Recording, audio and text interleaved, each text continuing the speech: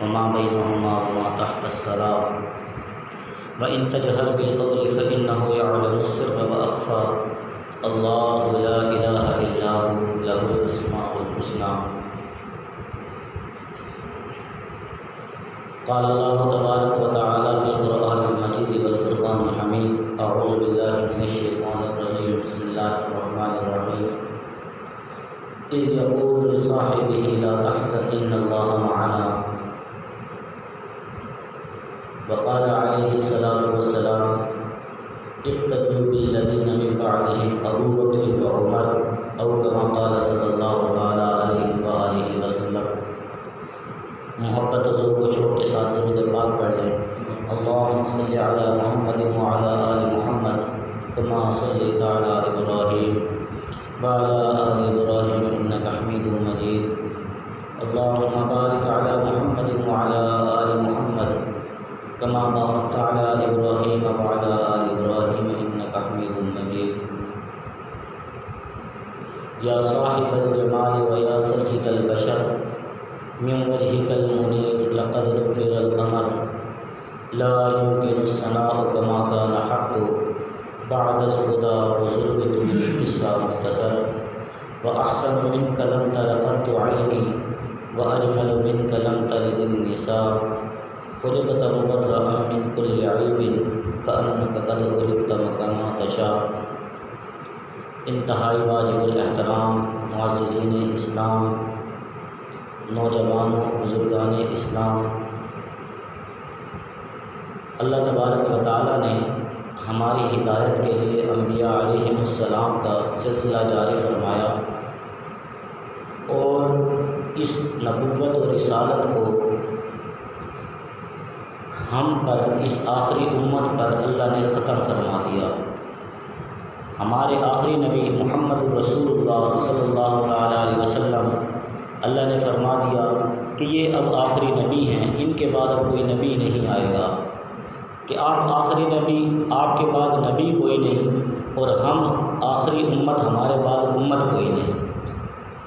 اور پھر اللہ تبارک و تعالیٰ نے جس طرح انبیاء علیہ السلام کو چنا، اسی طریقے سے اللہ تبارک و تعالیٰ نے انبیاء علیہ السلام کے رفقاء کو چنا، جو ممید و مددگار بنے، جو ہر لمحے آقا کریم صلی اللہ تعالیٰ علیہ وسلم کے ساتھ رہے، جو سفر میں، جو حضر میں، جو خوشی میں، جو غمی میں ساتھ دیتے رہے، اللہ نے ان کو بھی منتخب فرمایا۔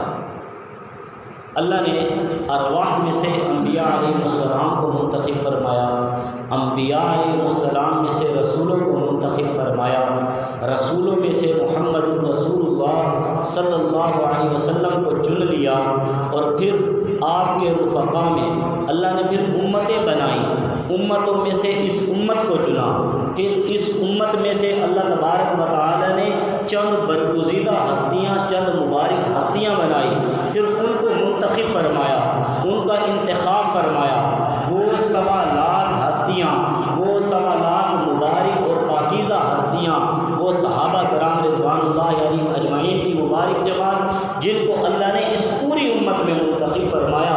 پھر اس پوری امت میں سے اللہ نے 4 کو منتخب فرمایا، جن کو حضور کا قرب عطا فرما دیا۔ پھر ان 4 میں سے ایک کو ایسا اعلیٰ، ایسا عرفہ، ایسا بلند اور مرتبہ، بلند و بالا مرتبہ عطا فرمایا، جس کو اللہ نے اپنے قرآن مجید فرقان حمید میں فرمایا کہ یہ میرے نبی کا ساتھی ہے۔ 1,24,000 انبیاء علیہ السلام آئے، 1,00,000 کم و بیش 24,000، 1.25 صحابہ آئے۔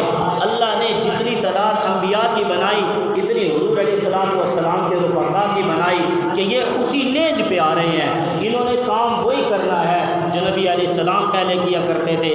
پھر اللہ نے اس جماعت میں سے انتخاب فرمایا، اس جماعت میں سے انتخاب فرما کے 1.25 لوگوں کو اللہ کے نبی نے فرمایا کہ یہ میرے صحابی ہیں، یہ میرے ساتھی ہیں، یہ میرے یار ہیں، یہ میرے مددگار ہیں۔ ان 1.25 میں ایک کو اللہ نے فرمایا محبوب ان 1.25 کو تو نے کہا کہ یہ تیرے صحابی ہیں، ان میں سے ایک کو میں کہتا ہوں کہ یہ تیرا صحابی ہے۔ ان میں سے ایک کو میں کہتا ہوں کہ یہ تیرا صحابی ہے۔ فرمایا اذ یقول لصاحبہ لا تحزن ان اللہ معنا۔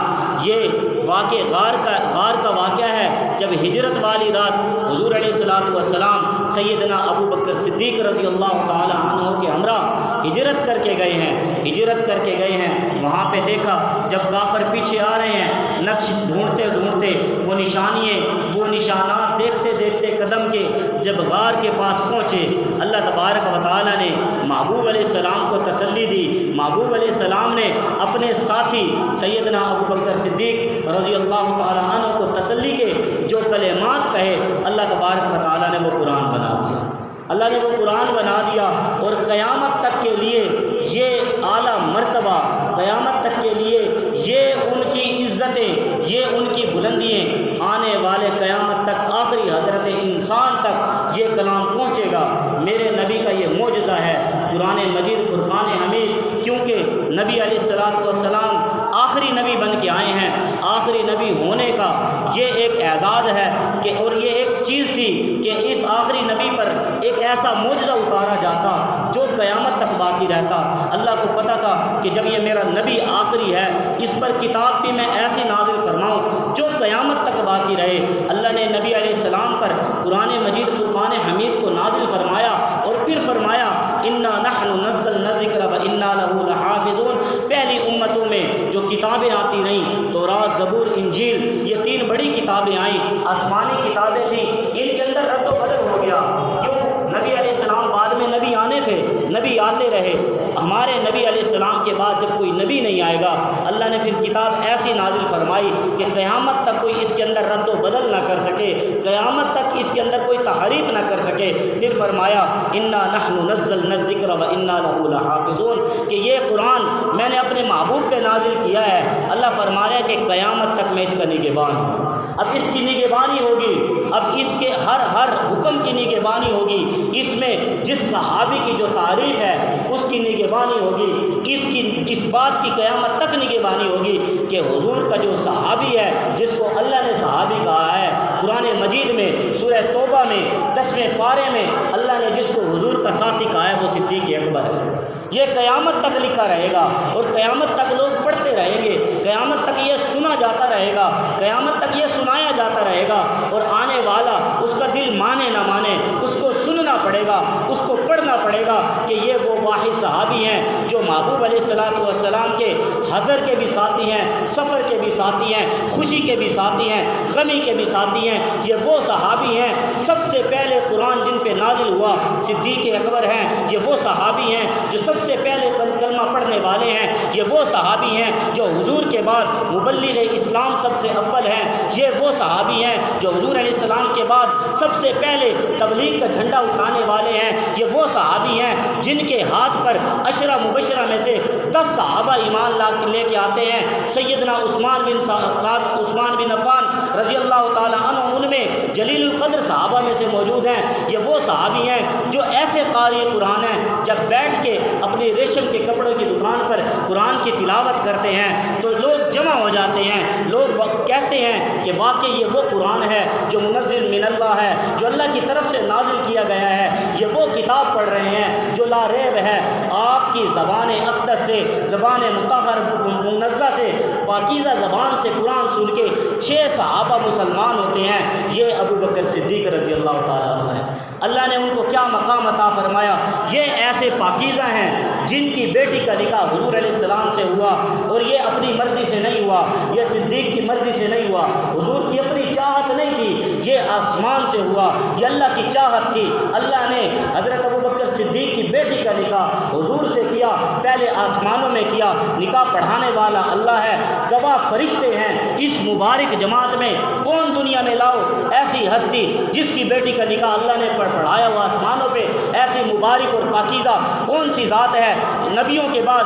ایسا کون سا شخص ہے جس کی بیٹی کا نکاح اللہ نے آسمانوں میں فرشتوں کے سامنے پڑھایا ہو اور جا کے فرشتوں کو حکم دیا، جبرائیل میں نے عائشہ کا نکاح محمد سے پڑھا دیا، جاؤ جا کے میرے نبی کو بتا دو کہ محمد الرسول اللہ صلی اللہ علیہ وسلم کا نکاح ابو بکر کی بیٹی عائشہ سے پڑھایا جا چکا ہے، محبوب آپ دنیا میں اس سے نکاح پڑھا لیں۔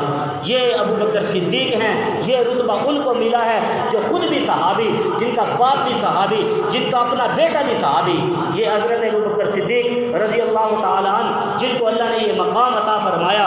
اور یاد رکھو قرآن قطعی ہے، قطعی دلیل ہے۔ قرآن کو نہ ماننے والا ہم اس کو گستاخ نہیں کہتے، ہم اس کو نافرمان نہیں کہتے۔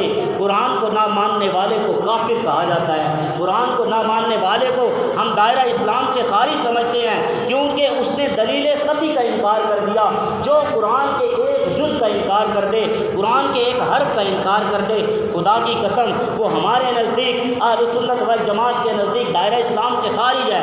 اور جب قرآن یہ للکار رہا ہے، یہ بول رہا ہے اذ یقول لصاحبہ لا تحزن ان اللہ معنا، کہ محبوب نے کہا کہ ابوبکر صدیق غم نہ کر، اللہ میرے ساتھ ہے، اللہ تیرے ساتھ ہے، اللہ ہم دونوں کے ساتھ ہے۔ اور جس کے ساتھ نبی گواہی دے دے کہ اللہ موجود ہے، اس کے ایمان پہ شک کرنے والے، آج بکنے والے، آج کفار لوگ، آج دائرہ اسلام سے خارج لوگ، وہ ہمیں للکارتے ہیں۔ خدا کی قسم جذبہ ایمانی آج بھی زندہ ہے۔ یہ جانیں یہ ایک جان ہے، ایسی اللہ ہزاروں لاکھوں جانیں دے دیں، ہم صدیق کی صداقت پہ قربان کر دیں، صدیق کی عزت و آبرو کے لیے قربان کر دیں، ہم اپنے بچوں کو قربان کر دیں۔ خدا کی قسم ہمیں نہ چھیڑا جائے، ایسی باتیں کر کے ہمیں نہ سنایا جائے۔ میں نے سنا حاجی صاحب نے مجھے کھانے کے دوران بتایا کہ یہ بیل پدراڑ کا آپ کا علاقہ، وہاں پہ شان صدیق اکبر رضی اللہ تعالیٰ عنہ میں گستاخانہ کلمات کہے گئے، آپ کی شان کو چھیڑا گیا، آپ کی ذات پر اٹیک بازی کی گئی۔ خدا کی قسم یہ بات، یہ ہمیں للکارنے والی بات ہے۔